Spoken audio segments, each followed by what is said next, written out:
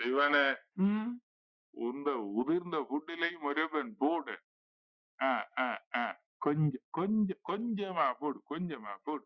ம், ம். ஒரு கரண்டி சீனியும் போடு. தெய்வான அநியாயம் சொல்லக்கூடாது. வட்டுக்கோட்டை நல்லெண்ணெயில பொரிச்ச மட்டுவில் கத்தரிக்காயும் மறுவன் புலவு அரிசிமா புட்டும் நல்ல காம்பினேஷன். டொப்போ டொப். டொப் டொப்னு சொல்லி சொல்லி இன்னைக்கு கொஞ்சம் ஓவரா சாப்பிட்டுட்டிய. இனி காலம் முழுமுங்க வெளியில குடத்துல தண்ணி இருக்கு, கைய கழுவி போட்டு ஆட்டுப்பால் தண்ணி பெரிய மூக்கு பேணியில ஊத்தி 10,000க்கு மேல வச்சிருக்கிறேன். எடுத்து குடியுங்க. நான் ஒருக்கா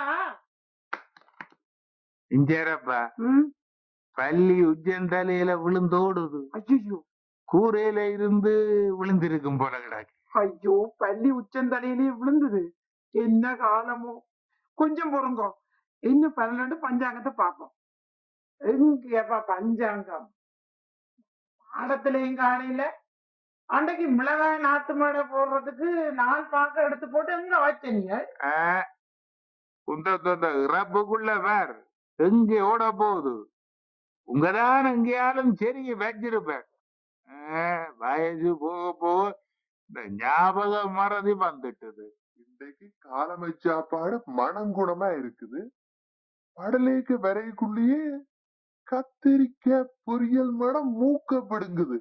பாருங்க பொண்ணையான, இன்றைக்கு காலங்காத்தாலேயே வந்துட்டு இவற்ற உச்சந்தலையிலேயே பள்ளி விழுந்துடுது. பலன் பாக்குறதுக்கு பஞ்சாங்கத்தை தேடி கொண்டிருக்கான். இங்க கிடாக்கப்பா, இங்க கிடாக்கு பஞ்சாங்கம் கிடாக்கு கிடக்குது. பஞ்சாங்கம் கிடாக்கு. பொறு பொறு பொறு பலன பாப்பம். பள்ளி சொற்பலன், பள்ளி விழும் பலன். இந்த கிடாக்கு, இந்த கிடாக்கு இடது வலம் என்று பிரிச்சும் போட்டு இருக்கிறான். மார்பில் விழுந்தால் பந்துகள் தொல்லை, மணிக்கட்டில் தனபலம். இங்க கிடக்கு, இங்க கிடக்கு. தலையில் விழுந்தால் என்னவாம்? மரணம். என்ன கோதாரி மரணமோ? மரணம்தான் ஆளுக்கு இல்ல, பள்ளிக்குத்தான்.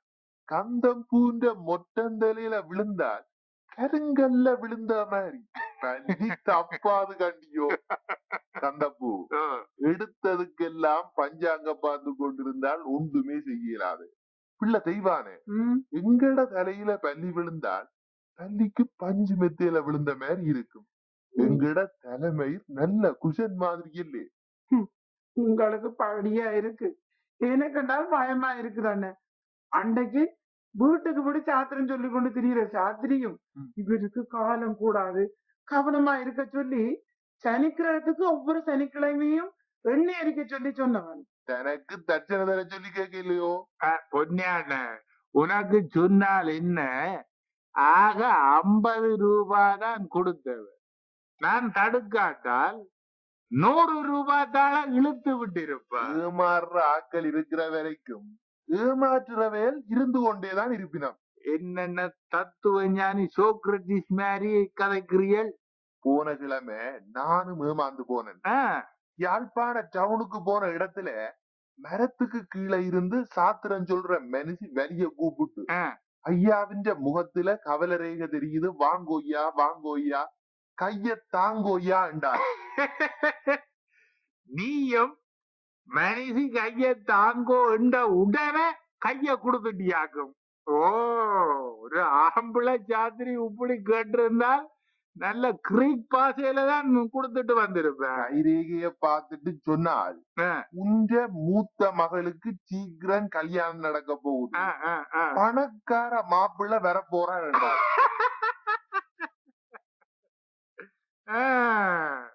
உனக்கு பிள்ளை குட்டி இல்லை என்றத சாத்திரம் சொல்லி கொடுக்கல போல கிடக்கு. விடாதேன் கிரீக்கில. அண்ணன் உனக்கு சொன்னால் என்னென்ன, எங்கடைய ஆக்கள் சாத்திரமும் சகுனமும் பாக்குறதுல ஊறி போச்சு. மேல நாடுகள்ல எல்லாம் இப்படி மூட நம்பிக்கை ஒன்றும் கிடையாது கண்டியோ. கந்தப்பூ, விஷயம் விளங்காமல் கதைக்க கூடாது. விஞ்ஞான முன்னேற்றம் அடைஞ்ச மேல நாடுகள்லயும் சாத்திரஞ்சவுனம் பாக்குறார்கள் நிறைய பேர் இருக்கணும். உதாரணத்துக்கு இந்த அப்பலோ 13 விண்வெளி பயணம் தடப்பட்ட உடனே அமெரிக்கர் என்ன சொன்னவே தெரியுமே, இந்த 13ஆம் நம்பர் அதிர்ஷ்டமில்லாத நம்பர், அதுதான் பெய்திய 2. அது என்ன அண்ணன், அப்பல்ல என்றால் இந்தியாவில் இருக்கிற ஆஸ்பத்திரியே ஒதுக்குத்தான் செய்தித்தாள் புத்தகங்கள் இடைக்கிட படிக்க வேணும் என்றது. இனி விளங்கப்படுத்துங்க அவன் பிள்ளை. அப்பலோ என்றால் அமெரிக்காவில, அதாவது நாசா என்ற விண்வெளி ஆராய்ச்சி நிலையத்தில இருந்து அனுப்புற விண்வெளி ஓடத்துக்கு பேர் தான் இந்த அப்பலோ. இப்ப விளங்குது. சந்திரனில போய் இறங்கினவையும் அப்பலோவில தான் போனவையா? எனக்கு பூமணி அக்கா சொன்னவ. விட்டுடாதே அண்ணன் என்ன இருந்தாலும் எந்த மனைவி தக்கண்டு பிடிச்சிடும் கண்டியோ. பொன்னே அண்ணா உனக்கு சொன்னால் என்ன, இவ 6ஆம் வகுப்பு வரையில சைவ பிரகாச வித்தியாலயத்துலதான் படிச்சவ. அண்ணன் நீங்கள் சப்ஜெக்டுக்கு வாங்க, சப்ஜெக்டுக்கு வாங்க. இந்த இங்கிலாந்துலயும் இதே கதைதான். கருத்த பூனை குறுக்கால போனால் அவசகுணம் என்றுவினம். 13ஆம் நம்பர் அவியலுக்கும் அலேஜி. சீனருக்கு இந்த 8ஆம் நம்பர் என்றால் காணும் லக்கி நம்பர் என்று தலைக்கு மேல வச்சு கொண்டாடுவினம். கந்தப்பூ அவியலுக்கு வெங்கல போல, பீ பிசாசு என்றால் புழுத்த பயம். கார் நம்பர்லயும் நம்பிக்கை நிறைய இருக்குது.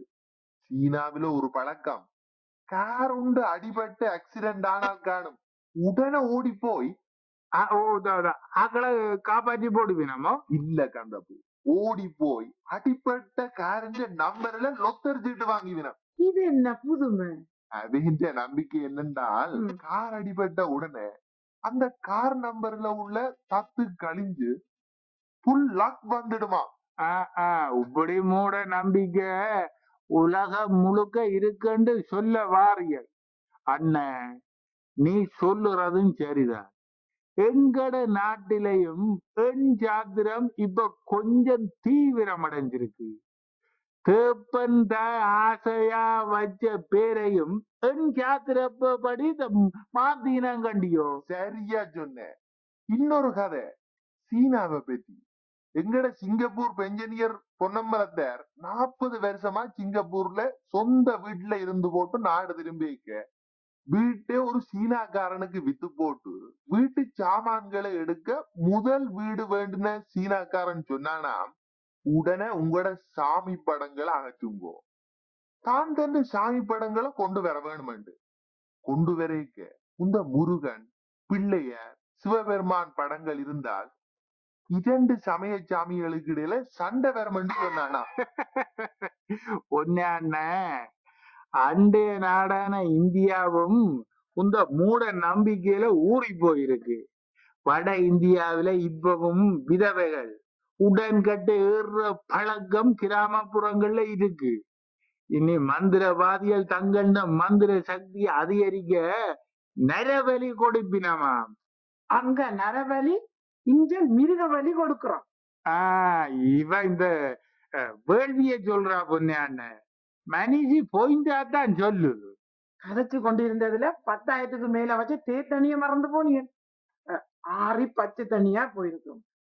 பொன்னையான காலமா சாப்பிட்டுட்டு வடிக்கட்டு, நீங்க கொஞ்சம் புட்டு சாப்பிடுங்க. அவன் வேண்டாம் பிள்ளை, இன்னைக்கு எங்கட வீட்டுல தோசை பயிரண்டால் ஊதி போகுது. அப்ப இருங்கோ, 2 பேருக்கும் சுட சுட ஆட்டுப்பால் தேத்தண்ணி போட்டுக்கொண்டு வா. கந்தப்பூ, உனக்கு புதினம் தெரியுமே, வெள்ளச்சொண்டு நாகலிங்கத்தார் இல்லை ஆஸ்பத்திரியில கொண்டு போட்டிருக்கிறான். கால் முறிஞ்சு போச்சுதான். ஏன் என்ன ஆக்சிடென்ட் பட்டுட்டாரோ? ஆக்சிடென்ட் தான், ஆனால் தானே தேடிக்கொண்ட ஆக்சிடென்ட். மனுஷன் வளவுக்குள்ள தென்னம்பிள்ளை நடுறதுக்கு பஞ்சாங்கத்துல நாள் பார்த்திருக்கு. நடுநிசி 12 மணிக்கு தான் நாளா. மனுஷன் சரியான சுப நேரத்துல நட வேணும் என்று போட்டு அரிக்கன் லாந்தர் ஒரு கையில மற்ற கையில தென்னம்பிள்ளை, தோளுல மண்வெட்டியுமா போய் தடக்குப்பட்டு தென்னம்பிள்ளை கிடங்குக்குள்ள விழுந்து கால் முறிஞ்சு போச்சு.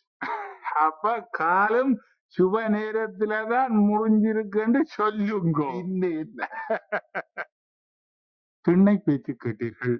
இதனை எழுதியவர் முத்தையா மாசிலாமணி. பங்கு பற்றிய கலைஞர்கள் முருகேசு ரவீந்திரன், ஆர் யோகராஜன், ஏ ஜெயந்தி ஆகியோர்.